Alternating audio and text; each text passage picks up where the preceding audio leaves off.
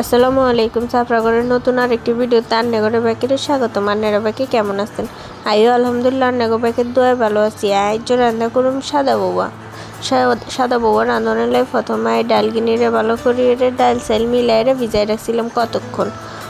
পরে একটা কড়াইতে তেল দিয়ে দিলাম কতক্ষণ গরম মশলা একখানা লাল লাল করে ভাজা হয়ে গেলে তারপরে দিয়ে দেবো কাঁচামরিচ পেঁয়াজ দিয়ে একখানা লাল লাল করিয়ে ভাজিলাম। ভাজা হয়ে গেলে দিয়ে দিব লবণ, আদা বাটা দিয়ে পানি দিয়ে সুন্দর মতন একখানা লাড়া ছাড়া দিয়ে পরে দিয়ে দিব গরম মশলার গুঁড়া, জিরার গুঁড়া দিয়ে একখানা ধনিয়ার গুঁড়া দিয়ে পরে একখানা মরিচের ফাঁকি দিয়ে ভালো করে লাড়া ছাড়া করি লইব।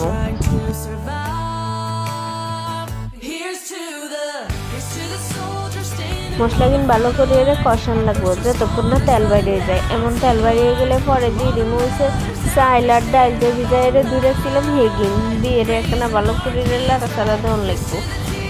চাইল ডালের মধ্যে যে পানি কিনা আছে এগিনি ভালো করে চুলার জল বাড়াই দিয়ে শুকাই লই দিব। পরে এমন কষানি হয়ে গেলে পরে পরিমাণ মতন পানি দিয়ে দেওয়া লাগবো, কারণ এগিন ভাতের চাইল আর ডাল ভালো করে কষানো একখানা বেশি পানি দেওয়া লাগবো। সুন্দর মতন পানি দিয়ে চুলার আঁচ মিডিয়াম করে একখানা ঢাকা দিয়ে দেওয়া লাগবো। পরে রেডি হয়ে যাব সাদা বউয়া। পরে একখানা কালিয়া জিরার ভর্তা, একখানা নাগামরিচের আচার দিয়ে শসা দিয়ে পরিবেশন করে দিলে রেডি দেবো সাদা বউয়া। আর ভিডিও আপনাদের কাছে কেমন লাগছে অবশ্যই কমেন্ট করে জানাইবেন। আসসালামু আলাইকুম।